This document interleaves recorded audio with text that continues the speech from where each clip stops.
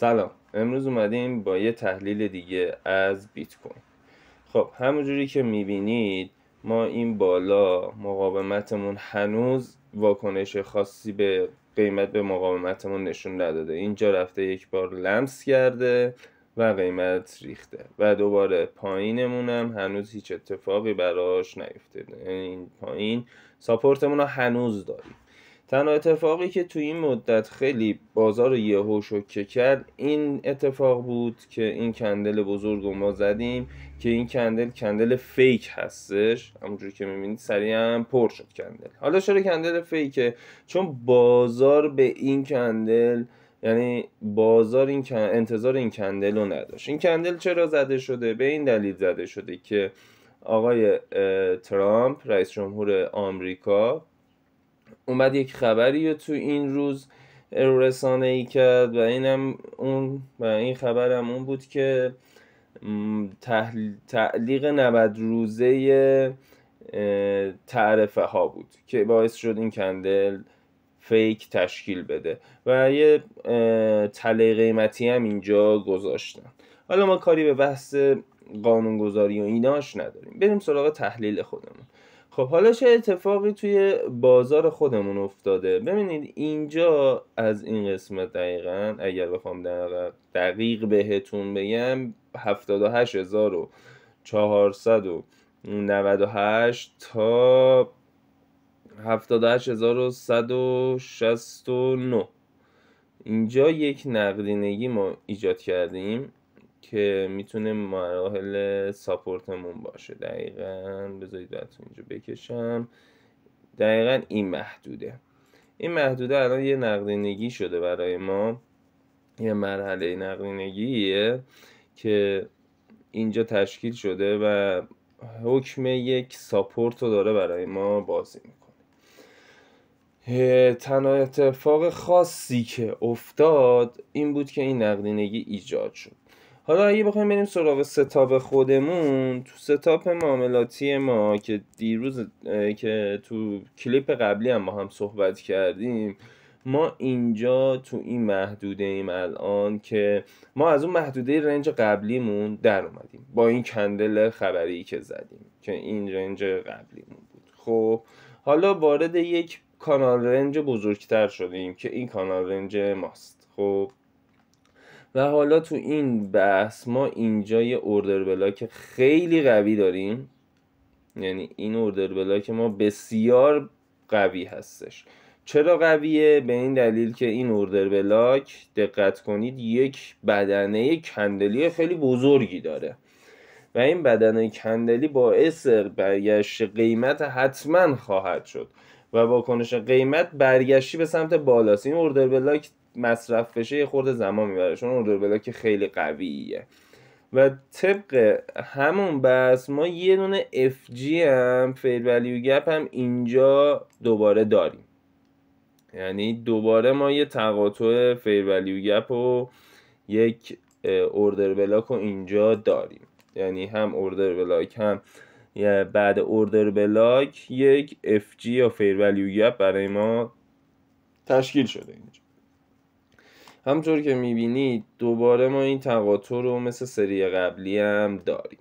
حالا سری قبلی با اون خبری که یهو اومد، اولش هم اگه یادتون باشه تو کلیپ قبلی من بهتون گفتم اگر خبری نیاد، اگر اتفاقی نیفته، این تقاطعا میتونه ما رو نگه داره، میتونه قیمت رو نگه داره. ولی خب اون خبر که اومد بازار یهو یک واکنشی نشون داد که دور از انتظار بود واکنشش و حالا فعلا روند صعودیشو بازار نگه داشته. حالا ما الان 2 تا سناریو داریم. سناریوی اولمون چیه؟ بذارید برگردیم به سمت عقب‌تر. ببینید این سناریوی اولمونه.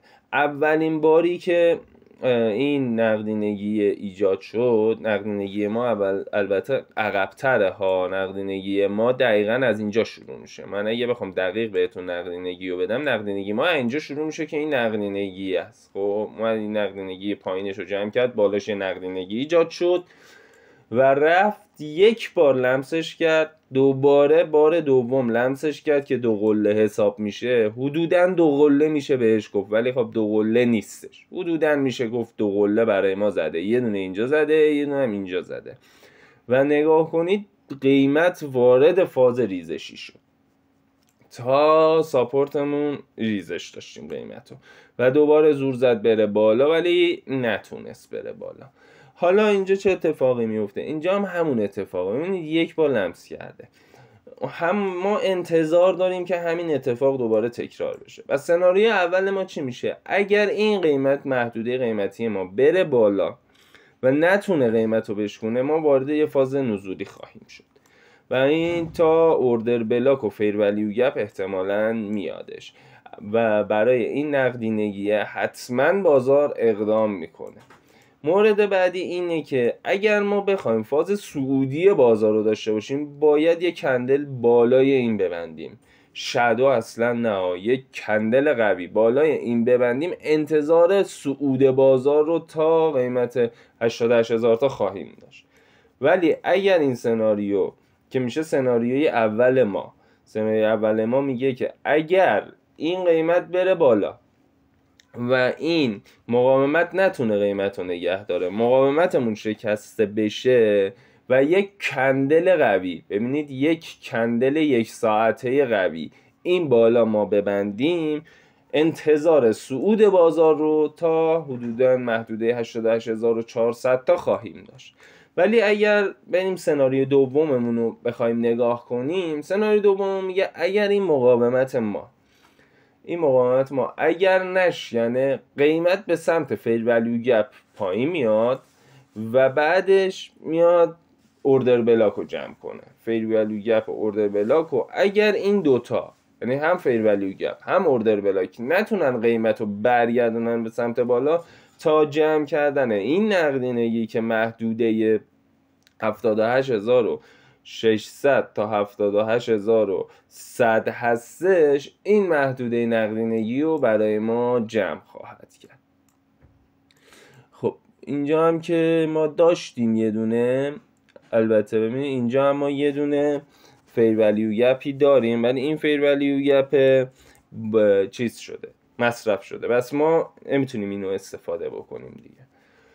خب این بود سناریو امروز ما و تحلیل ترید امروز ما که به این سبک و این 2 سناریو مد نظر ما هستش. حالا باید ببینیم که سناریو به چه سمت و سوی خواهد رفت و بازار چه واکنشی به سناریوهای ما نشون میده. و ما هیچ موقع، اینو یادتون باشه، هیچ موقع این وسط ها وارد معامله نمیشیم، چون نمیدونیم بازار داره به چه شکلی روندش رو انجام میده. اینو همیشه یادتون باشه. و اینم در نظر بگیرید یه وی شکل ما اینجا داریم، الان یه وی شکل ما داریم اینجا تشکیل میدیم که به احتمال خیلی زیاد اون 2 قله رو ما خواهیم داشت. یعنی ما دوباره روند صعود قیمت رو اینجا خواهیم داشت و این مقاومت رو حتما لمس خواهیم کرد. خب تحلیل امروز بیت کوین ما تموم شده.